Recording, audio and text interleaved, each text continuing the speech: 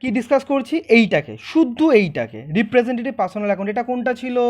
ওই যে পার্সোনাল অ্যাকাউন্টে যে তিনটে ভাগ ছিল, ন্যাচারাল পার্সোনাল অ্যাকাউন্ট, এটা যেটা মাথায় বসে পড়ে, হ্যাঁ, আর NPA, artificial personal account APA, আর রিপ্রেজেন্টেটিভ পার্সোনাল অ্যাকাউন্টকে আমরা ইন শর্টে কী বলবো? আর পিএ, রিপ্রেজেন্টেটিভের আর, পার্সোনালের পি, আর অ্যাকাউন্টের এ, দ্যাট ইজ আরপিএ। ঠিক আছে, এখন আমরা আরপিএটাকে বুঝবো। দেখ তাহলে এই আরপিএর মধ্যে কি আসে। এইবার একটা ছোট্ট গল্প শুনতে হবে তোদের। গল্পটা কি? Arindam and company, Arindam and company. এবার এই কোম্পানির, এখানে লিখে দিই অরিন্দম অ্যান্ড কোম্পানি। এবার এইটার ওনারকে, এইটার ওনার হচ্ছে অরিন্দম। এইবার অরিন্দম কি করবে? বছরের শেষে বোনাস ডিক্লেয়ার করছে যে বোনাস দেবে। এইবার ধরে নিচ্ছি ওর এইখানে যে এমপ্লয় অর্থাৎ যত কর্মচারী আছে সেই কর্মচারী হচ্ছে 1000 জন। বাপরে বাপ, বিরাট বড় কোম্পানি। তার মানে এমপ্লয়িজ কত? Number of employees 1000। এইবার বোনাস দেবে। এবার বোনাস কত করে দেবে এইগুলো দেখার দরকার নেই, হ্যাঁ, এই 1000 5000 এগুলি কোনো ব্যাপার নেই, এগুলোকে আলাদাভাবে মাথা লাগানোর দরকার নেই যে ডিজিট বলছে তাদের, না না, গল্পটা খালি শোন, মজার একটা গল্প। এইবার ওর যে অ্যাকাউন্টেন্ট, কারণ আজকে এত বড় একটা কোম্পানির ওনার তো বসে বসে সবাইকে বোনাস দেবে না, ও তো বিভিন্ন ধরনের কাজকর্ম করে বেড়ায়। তো ওর যে অ্যাকাউন্টেন্ট রয়েছে বা ক্যাশিয়ার রয়েছে যাই বল, সেটা আমি ধরে নিচ্ছি তমজিৎ। তমজিৎ। এবার তমজিৎকে অরিন্দম বলেছে, তমজিৎ প্রত্যেকটা এমপ্লয়িকে 5000 টাকা করে বোনাস দিয়ে দিস। তমজিৎ বলেছে ঠিক আছে, দিয়ে দেবো। এইবার 998 এমপ্লয়িজদেরকে, মানে দুজন বাকি আছে, সোজা কথা, এতজনকে বোনাস দিতে পেরেছে, কোনো একটা কারণবশত টাকার শর্টেজ হয়ে গেছে, দিতে পারেনি। তমজিৎ ফোন করেছে অরিন্দমকে যে অরিন্দম 998 জনকে তো দিয়ে দিলাম, দুজনকে তো আমরা এখনও পর্যন্ত বোনাস দিতে পারলাম না রে। তখন অরিন্দম তমজিৎকে বললো ঠিক আছে, একটা কাজ করবি, ওদেরকে 10টা দিন বাদে আসতে বল, 10টা দিন বাদে পেমেন্ট হয়ে যাবে, তারপর ওদেরকে পেমেন্ট করে দিস। এবার তমজিৎ সামনে যে আনপেইড এমপ্লয়িজরা রয়েছে, যাদেরকে বোনাস দেওয়ার কথা ছিল দেওয়া হয়নি, আনপেড এমপ্লয়ি যাদের বোনাস দেওয়ার কথা ছিল, আনপেড বোনাস এমপ্লয়ি আর কি, তাদের দুজনকে বললো তোমরা একটা কাজ করো, তোমরা 2 দিন বাদে এসো। খুব ভালো মতন শুনবি, তোমরা 10 দিন বাদে আসো। এইবার ওরা বললো ঠিক আছে, তাহলে 10 দিন বাদে আসবো। এবার তমজিতের একজন, মানে বিজনেসের ক্ষেত্রে এটা হয় আর কি, কোম্পানিতে এইগুলো, মানে তমজিৎকে একটু ফাঁসাতে চায় এরকম একজন এমপ্লয়ি এই অরিন্দমের কোম্পানিতে রয়েছে। আমি ধরে নিচ্ছি সেটা হচ্ছে মিস্টার এক্স। ঠিক আছে, এইবার এই মিস্টার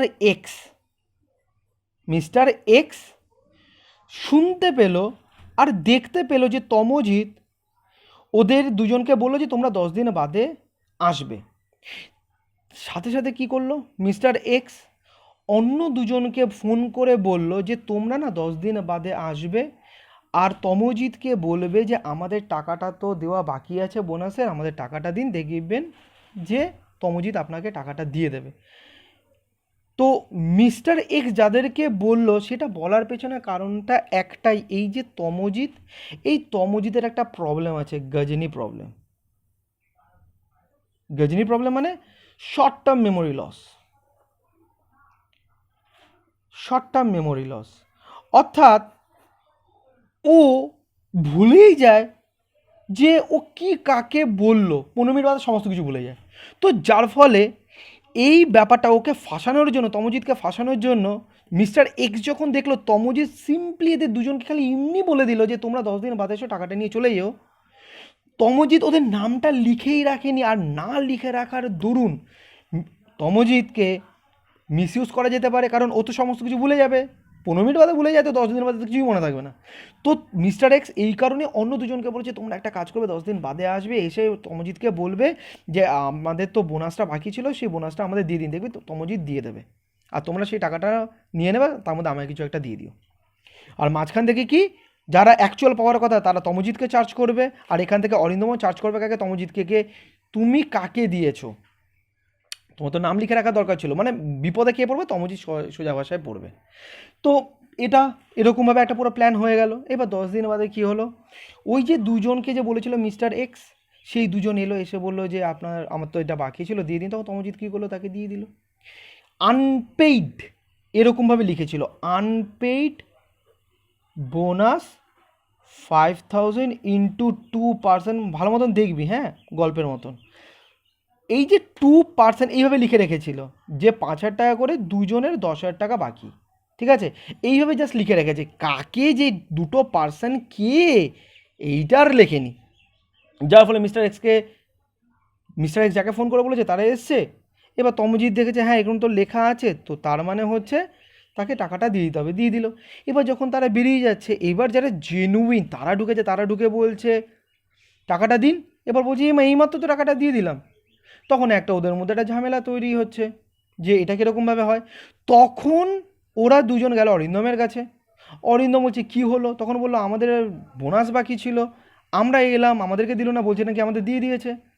তখন অরিন্দম চার্জ করবে তমজিৎকে যে ঠিক আছে তুমি তো দুজনকে দাওনি, আর বলছো তুমি দিয়ে দিয়েছো, কাকে দাওনি সেটা যখন 10 দিন আগে বলেছিলাম যে দুজনের নাম, দুজনকে পরে দেবে বলে তুমি লিখে রাখো, তো সেই দুজনটা কে সেটার নামটা বলো। তখন তো গেল তমজিৎ ফেসে, কারণ তমজিৎ তো লিখেই রাখেনি নামটা কি। কথাটা বুঝতে পেরেছিস? কারণ এটা খরচ, সেই খরচটা বাকি আছে, সেই বাকিটা কার কাছে সেই নামটাকে তো লিখে রাখতে হবে। আর সেই নামটা না লিখে রাখার জন্যই এরকম এখানে বিপদে পড়ে গেল কে, তমজিৎ। কথাটা বুঝতে পারলি? তো সেই জায়গাটায় অনিন্দম বলল তমজিৎকে, এবার তমজিৎ তুই নিজে বোঝ, তুই কীভাবে এই 10,000 টাকাটা এদের দুজনকে দিবি, কারণ এদের দুজনকে তো টাকা দিতেই হবে তোকে, বা কোনো একখানা আলাদা একটা সিচুয়েশন ক্রিয়েট হলো, তোমার একটা প্রবলেম তো ক্রিয়েট হলো। তো এই যে প্রবলেমটা ক্রিয়েট হলো, এই প্রবলেম তো এরকমভাবে কখনো রাখা যায় না। তাহলে এই জিনিসটাকে মেক আপ করার জন্য, অর্থাৎ কোনো একটা খরচ, ভালো মতন বুঝবি, কোনো একটা খরচ যেটা বাকি, কোনো একটা খরচ যেটা বাকি সেইটাকে যদি লিখতে হয়, অর্থাৎ কোনো একটা খরচ এই যে বাকি, এই বাকিটাকে একটা ভাষায় বলা হয় আউটস্ট্যান্ডিং। ঠিক আছে, আউটস্ট্যান্ডিং, আউটস্ট্যান্ডিং কথাটা মানে হচ্ছে বাকি। তো তার মানে কোনো একটা খরচ, যেটাকে আমি বলতে পারি আউটস্ট্যান্ডিং এক্সপেন্স। এই আউটস্ট্যান্ডিং এক্সপেন্সটাকে যখন আমি লিখব ব্র্যাকেটের মধ্যে, খুব ভালো মতন ব্র্যাকেটের মধ্যে নাম লেখাটা জরুরি, জরুরি। আর যদি না নাম লিখিস, অর্থাৎ কাকেই খরচটা দিতে বাকি, তাহলে কি ধরনের বিপদ নেমে আসতে পারে সেটা কিন্তু এখান থেকে খুব ভালো করে বুঝতে পারছিস। ঠিক আছে, যেমন এটাকে যদি আমি একটা এক্সাম্পল দিই, যেমন ধর এইখানে, যেমন ধর আউটস্ট্যান্ডিং, STANDING, হ্যাঁ, আউটস্ট্যান্ডিং ওয়েজেস, ভালো মতন বুঝবি। আউটস্ট্যান্ডিং ওয়েজেস এটা কিন্তু বাকি, হ্যাঁ, এটা কিন্তু বাকি, ভালো করে বুঝবি, বারবার বলছি। আউটস্ট্যান্ডিং ওয়েজেস এটা কিন্তু বাকি। আমি যদি তোদেরকে বলি বল দেখিনি আউটস্ট্যান্ডিং ওয়েজেসটা কি, নেচার অফ অ্যাকাউন্ট, তোরা বলবি দাদা এই কিছুক্ষণ আগে তুমি শিখিয়েছো এই আউটস্ট্যান্ডিং ওয়েজেসটা হচ্ছে গিয়ে নমিনাল অ্যাকাউন্ট। এটা হচ্ছে দাদা নমিনাল অ্যাকাউন্ট, কারণ এই দেখো তুমি লিখেছো এখানে ওয়েজেস, আর এটা ওয়েজেস বলতে খরচ বোঝায়, তার মানে আউটস্ট্যান্ডিং ওয়েজেস হচ্ছে গিয়ে নমিনাল অ্যাকাউন্ট। আর আমি বললাম ভুল বললি, আমি এখানে ওয়েজেস লিখেছি, আমি এখানে আউটস্ট্যান্ডিং ওয়েজেস লিখিনি। ওয়েজেসটা হচ্ছে নমিনাল অ্যাকাউন্ট যেটা খরচ, কিন্তু যখন এখানে এসে পড়ছে আউটস্ট্যান্ডিং ওয়েজেস তার মানে বাকি, আর যখনই বাকি তখনই নাম লিখতে হবেই, যাতে নাকি পরবর্তীকালে বোঝা যায় কার কাছে বাকি। তো তার মানে ভালো মতন মনে রাখবি,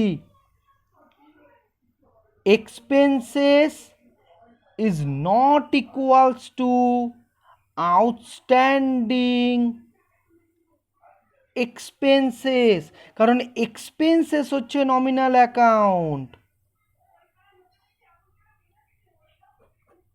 এক্সপেন্সেস হচ্ছে নমিনাল অ্যাকাউন্ট, কিন্তু আউটস্ট্যান্ডিং এক্সপেন্সেস হচ্ছে গিয়ে রিপ্রেজেন্টেটিভ পার্সোনাল অ্যাকাউন্ট। কারণ ওয়েজেসের ক্ষেত্রে কাকে তুই ওয়েজেস পেমেন্ট করলে সেক্ষেত্রে নাম লেখার দরকার নেই, কিন্তু যখনই একটা ব্যাপার আউটস্ট্যান্ডিং হয়ে গেল তো সেইটাকে লিখে রাখতেই হবে নামটা যে কার কাছে বাকি রইল, নয়তো মারাত্মক রকমের কিন্তু বিপদ হতে পারে। এক্সপেক্টেড, এটা তোরা বুঝেছিস, ঠিক আছে? আচ্ছা, এইবার আমরা একটা কাজ করি, তাহলে এটা মোটামুটি বুঝতে পারলি। এবার আমরা একটা যেটা কাজ করব, এই যে রিপ্রেজেন্টেটিভ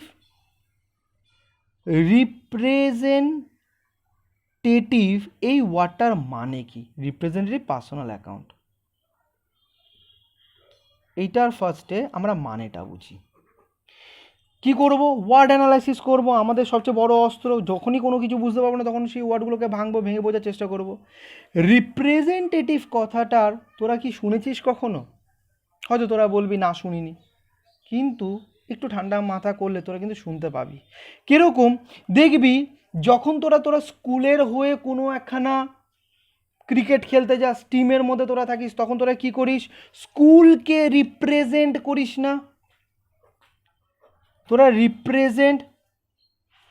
স্কুলকে রিপ্রেজেন্ট করিস। তো তার মানে তোরা যে স্কুলকে রিপ্রেজেন্ট করিস, তার জন্য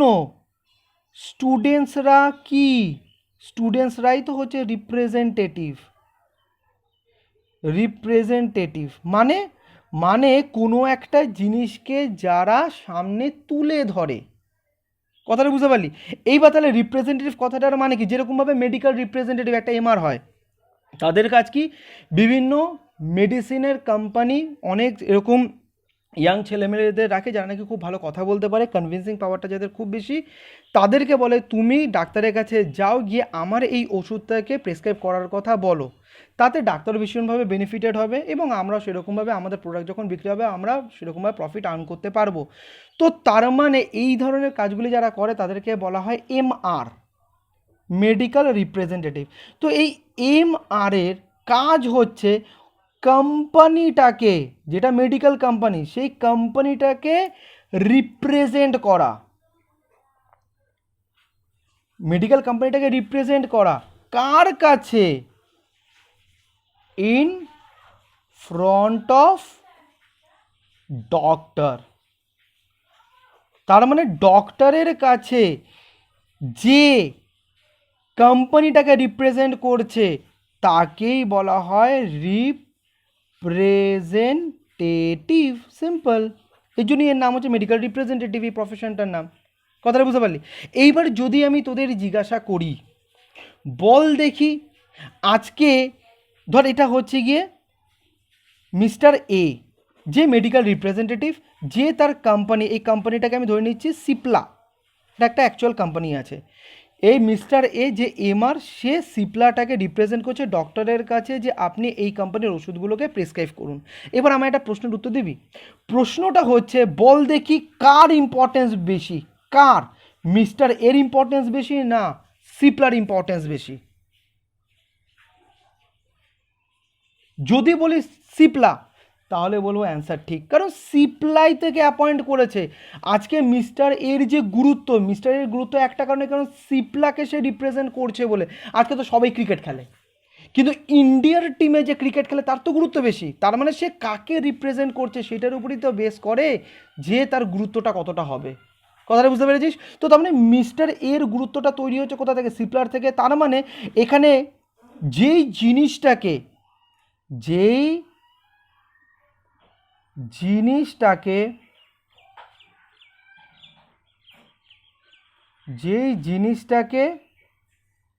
রিপ্রেজেন্ট করা হয় সেইটা বেশি গুরুত্বপূর্ণ। ঠিক আছে, যেমন ছোট্ট একটা এক্সাম্পল দিই, আজকে তোরা তোদের স্কুলে যাবি, যখন কন্টিনিউ ক্লাস হবে, তোরা যখন অ্যাকাউন্টস করবি, অ্যাকাউন্টসের কনসেপ্টস তোরা বলবি, সেইভাবে আরও ভালো মতন আরও কাউকে হয়তো বোঝাবি, তখন তোরা কাকে রিপ্রেজেন্ট করবি?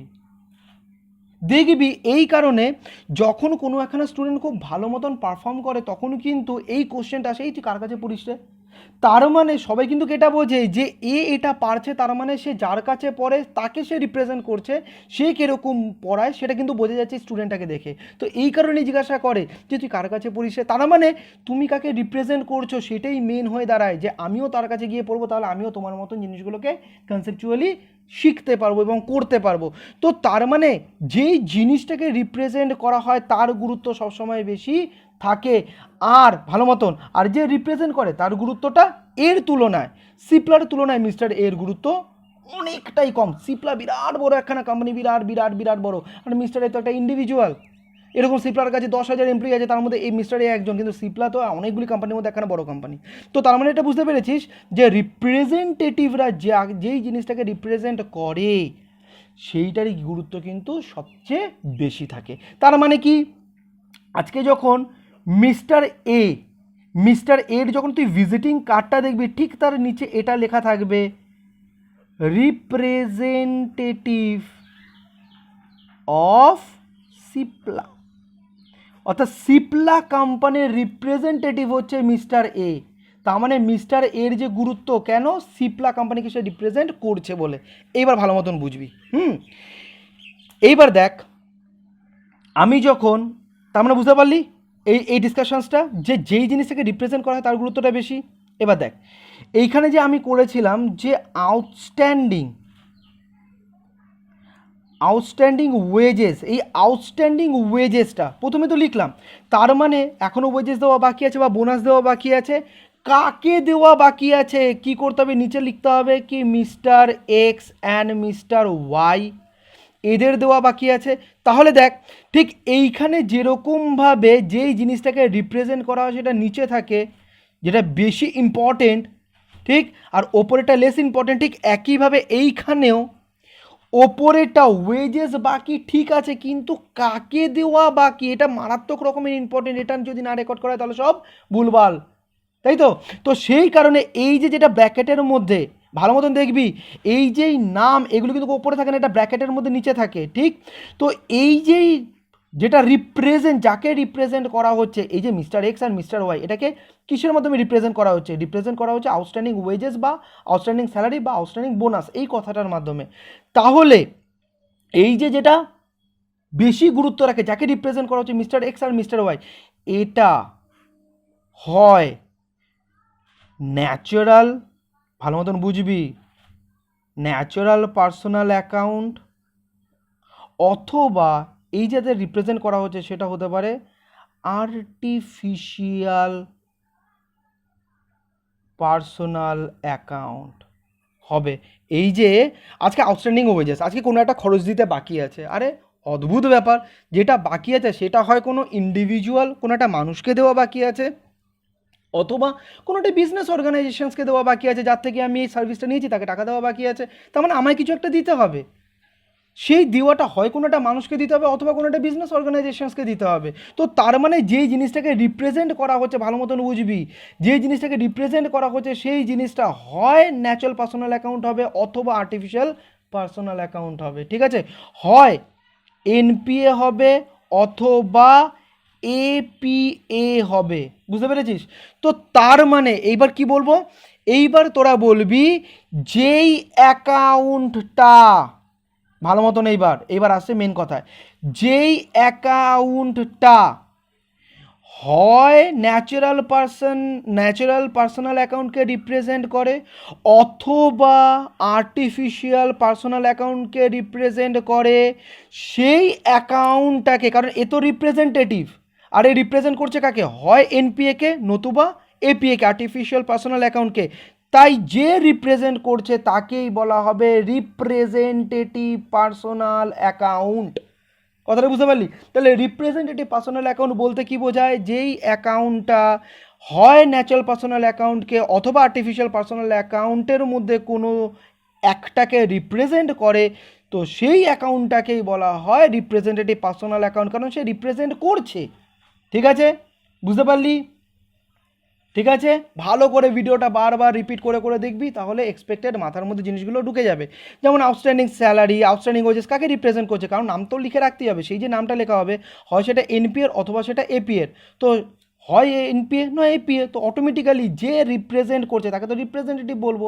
তো কাকে করছে, করছে এনপিএকে অথবা এপিএকে, এরা দুজন যেহেতু পার্সোনাল অ্যাকাউন্ট এবং পার্সোনাল অ্যাকাউন্টকে রিপ্রেজেন্ট করছে আরেকটা অ্যাকাউন্ট, তাই সেই অ্যাকাউন্টটাকে বলা হবে রিপ্রেজেন্টেটিভ পার্সোনাল অ্যাকাউন্ট। বুঝতে পারলি? কোনো রকম অসুবিধা আছে? ভালো করে দেখবি, ভিডিওসগুলো দেখতে থাকবি। এবার একটা ছোট্ট জিনিস মনে রাখবি, যখনই আউটস্ট্যান্ডিং বা প্রিপেড কথাটার মানে ভাঙবি তাহলে বুঝতে পারবি। প্রিপেড মানে হচ্ছে আগের থেকে পেমেন্ট করে দেওয়া, ধর ইন্স্যুরেন্স দিতে হবে, সেটা তুই আগের থেকেই দিয়ে বসে রয়েছিস, সেই সময়টা এখনো পর্যন্ত আসেনি, তো প্রিপেড এই ধরনের জিনিসগুলোকে বলে প্রিপেড। আউটস্ট্যান্ডিং মানে বাকি, প্রিপেড মানে আগে থেকে দিয়ে রেখেছিস।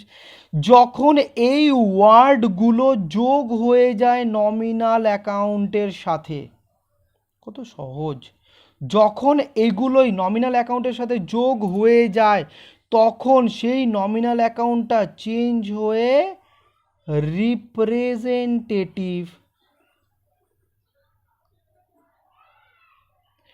পার্সোনাল অ্যাকাউন্ট হয়ে যায়। ঠিক আছে, যেমন একটা এক্সাম্পল দিই, ভালো মতন দেখ। ধর এই নমিনাল অ্যাকাউন্টের একটা আমি ধরলাম ওয়েজেস, ঠিক আছে, তো এখানে আমি লিখলাম আউটস্ট্যান্ডিংটাকে এইভাবে শর্টেও লেখা যায়, হ্যাঁ, আউটস্ট্যান্ডিং ওয়েজেস, তার মানে যখনই আউটস্ট্যান্ডিং তো অটোমেটিক্যালি কাকে দিতে বাকি সেটা লিখতে হবে। এবার যাকে দিতে বাকি আছে সে হয় এনপিএ হবে নয়তো এপিএ হবে, অর্থাৎ ন্যাচারাল পার্সোনাল অ্যাকাউন্ট হবে অথবা আর্টিফিশিয়াল পার্সোনাল অ্যাকাউন্ট হবে। তাই একে রিপ্রেজেন্ট করছি আউটস্ট্যান্ডিং ওয়েজেস, তার মানে যখনই আউটস্ট্যান্ডিং নমিনাল অ্যাকাউন্টের সাথে যোগ হয়ে যায় তখন সেটা কিসে কনভার্ট হয়ে যায়, তখন আর নমিনাল অ্যাকাউন্ট সেটা থাকে না, সেটা হয়ে যায় কি রিপ্রেজেন্টেটিভ পার্সোনাল অ্যাকাউন্ট। কারণ যেই পার্সোনাল অ্যাকাউন্টকে যেই অ্যাকাউন্টটা রিপ্রেজেন্ট করে তখন সেই অ্যাকাউন্টটাকেই বলা হয় রিপ্রেজেন্টেটিভ পার্সোনাল অ্যাকাউন্ট। বুঝতে পেরেছিস? ঠিক আছে, ঠিক একইভাবে ধর আজকে ইন্স্যুরেন্স, তো ইন্স্যুরেন্সও একটা খরচ, তো এইটাও হচ্ছে গিয়ে তোর নমিনাল নেচারের, এই জন্য এনওএম লিখলাম, ইন্স্যুরেন্স একটা খরচ, তো তার জন্য আমি নমিনাল লিখলাম। এইবার ধর ইন্স্যুরেন্সটা তুই আগের থেকেই দিয়ে বসে রয়েছিস, তার মানে কি প্রিপেড ইন্স্যুরেন্স। এইবার দেখ, আজকে যদি কোনো তো ধর একটা কোম্পানিতে 50খানা ইন্স্যুরেন্স করা আছে, 50টা ইন্স্যুরেন্সের মধ্যে কোনো একটা ইন্স্যুরেন্সকে আগে থেকে দিয়ে দেওয়া হয়েছে, তাহলে ভাই সেই কাকে অগ্রিম দেওয়া হয়েছে সেটা লিখে রাখবি না? না লিখে রাখলে তো তাকে আবার গিয়ে ভুল করে দিয়ে দিবি, সে নিজে পকেটে ঢুকিয়ে নেবে, কম্পিউটার খুলে দেখবে দেওয়া তো আছে, তখন সে নিজে পকেটের মধ্যে ঢুকিয়ে নেবে এজেন্টটা। তো সেটা করলে তো হয় না, যদি কখনো আগের থেকেও কাউকে দিয়ে রাখি সেই ক্ষেত্রেও নামটাকে লিখে রাখার দরকার আছে নিচে ব্র্যাকেটের মধ্যে, আর যদি কাউকে দিতে বাকি থাকে সেটাও নামটা লিখে রাখার দরকার আছে ব্র্যাকেটে। তো তার মানে প্রিপেড হলেও নাম লেখা দরকার আছে যে আমি কাকে আগের থেকে দিয়ে বসে রইলাম। তো তার মানে প্রিপেড ইন্স্যুরেন্সের ক্ষেত্রে আমায় লিখে রাখতে হবে যে আমি এলআইসিকে দিয়ে বসে রয়েছি, ঠিক আছে, বা এলআইসির এই পলিসিটায় আমি প্রিপেড করে বসে রয়েছি। তো যখনই এটা করলি তখনই কি এসে বলে এলআইসি, এসে বলে এলআইসিটা কি artificial personal account, that is APA. তার মানে এই যে প্রিপেড ইন্স্যুরেন্সটা এমনিতে কী ছিল নমিনাল অ্যাকাউন্ট, কিন্তু যখনই প্রিপেডটা অ্যাড হয়ে গেল নমিনালের সাথে তখন নিচে এসে বলে এলআইসি, তার মানে এলআইসি মানে এপিএ, তার মানে এপিএকে রিপ্রেজেন্ট করছে এটা। তো এই জন্য প্রিপেড ইন্স্যুরেন্সটা তখন কিসে কনভার্ট হয়ে গেল, রিপ্রেজেন্টেটিভ পার্সোনাল অ্যাকাউন্টে কনভার্ট হয়ে গেল। ঠিক আছে, বুঝতে পারলি? তো তার মানে যখনই আউটস্ট্যান্ডিং বা প্রিপেড এটা নমিনাল অ্যাকাউন্টের সাথে অ্যাড হয়ে যায় তখন সেটা নমিনাল অ্যাকাউন্ট আর না থেকে ওটার নেচার অ্যাকাউন্টটার কী হয়ে যায়, রিপ্রেজেন্টেটিভ পার্সোনাল অ্যাকাউন্ট হয়ে যায়। বুঝতে পারলি? তাহলে আমরা আজকে কী শিখলাম, আজকে আমরা দেখলাম যে অ্যাকাউন্ট, যতগুলি অ্যাকাউন্ট থাকে সেই অ্যাকাউন্টগুলোকে আমরা কীভাবে ভাগ করতে পারি, এবং যে personal account, impersonal account, personal অ্যাকাউন্টের মধ্যে কটা ভাগ, natural, artificial, representative personal account, এগুলি কী কীভাবে কী কী বেসিসে হয়, মানে কি, আরেকটা হচ্ছে ইম্পার্সোনাল অ্যাকাউন্টের মধ্যে যে রিয়াল অ্যাকাউন্ট, আরেকটা হচ্ছে নমিনাল অ্যাকাউন্ট, রিয়াল অ্যাকাউন্টের মধ্যে কোন কোন জিনিসগুলো আসে, নমিনাল অ্যাকাউন্টের মধ্যে কোন কোন জিনিস আছে, সেই ধরনের জিনিসগুলি আমাদের বোঝা হয়ে গেল। বুঝতে পেরেছিস? খুব ভালো করে এই জিনিসটাকে বুঝবি, ঠিক আছে? আচ্ছা, এখন আমি একটা কি করছি, আমি এখন একটা এমনি ড্রাফট করে তোদের সামনে দিচ্ছি, সেটাকে দেখে টুকে নিবি, ঠিক আছে? নে এটা আমি তোদের একটা জায়গাতেই লিখে দিলাম, আর যখন যেরকমভাবে বোঝাতে থাকি তখন তোরা সেরকমভাবে ওরকমভাবে লিখতে থাকবে, কারণ ওগুলো তো একটা নোট, ওগুলো তোদের বুঝতে সুবিধা হবে। এটা একটা জায়গার মধ্যে জাস্ট লিখে দিলাম যে type of account personal, impersonal. পার্সোনালের মধ্যে আইডেন্টিটি থাকবে, নেম থাকবে, এটা থাকবে না তো ইমপার্সোনাল অ্যাকাউন্ট, এটাকে আবার রিয়াল অ্যাকাউন্ট, একটা নমিনাল অ্যাকাউন্ট। রিয়ালের মধ্যে অ্যাসেটগুলো আছে যেটা থেকে আমরা বেনিফিট পাবো, যেমন কম্পিউটার, ফার্নিচার, এগুলো। নমিনাল অ্যাকাউন্টের মধ্যে এক্সপেন্স, লস, ইনকাম, গেন, যেমন স্যালারি, ওয়েজেস, আর কিছু লিখলাম না আপাতত, এগুলো যখন ওখানে বুঝেছি সমস্ত কিছু ওখানে আছেই। আর এইখানে হচ্ছে গিয়ে পার্সোনাল অ্যাকাউন্টকে আবার তিন ভাগ ভাগ করে যায়, একটা হচ্ছে ন্যাচারাল পার্সোনাল অ্যাকাউন্ট, একটা আর্টিফিশিয়াল পার্সোনাল অ্যাকাউন্ট, একটা রিপ্রেজেন্টেটিভ পার্সোনাল অ্যাকাউন্ট। ন্যাচারালের মধ্যে হিউম্যান বিংগুলি আছে, রাম, শ্যাম, যদু, মধু, এরা। আর্টিফিশিয়ালের মধ্যে আরিন্দাম্যান company, SBI, that is business organization. আর রিপ্রেজেন্টেটিভের মধ্যে আউটস্ট্যান্ডিং এক্সপেন্স অথবা ইনকাম, মানে ইনকামও হতে পারে যে আমি কারোর কাছ থেকে পাবো, তো তারও নামটা লিখে রাখতে হবে। এবার যখন নাকি কোনো অ্যাকাউন্ট, আর কোনো অ্যাকাউন্ট এই এপিএ এপিএ বা এনপিএকে রিপ্রেজেন্ট করে, এনপিএ বা এপিএকে যদি কোনো একটা অ্যাকাউন্ট রিপ্রেজেন্ট করে, তখন সেই অ্যাকাউন্টটাকে আমরা কি বলবো? রিপ্রেজেন্টেটিভ পার্সোনাল অ্যাকাউন্ট বলবো। ঠিক আছে, তো এইটুকুনি করে নিবি।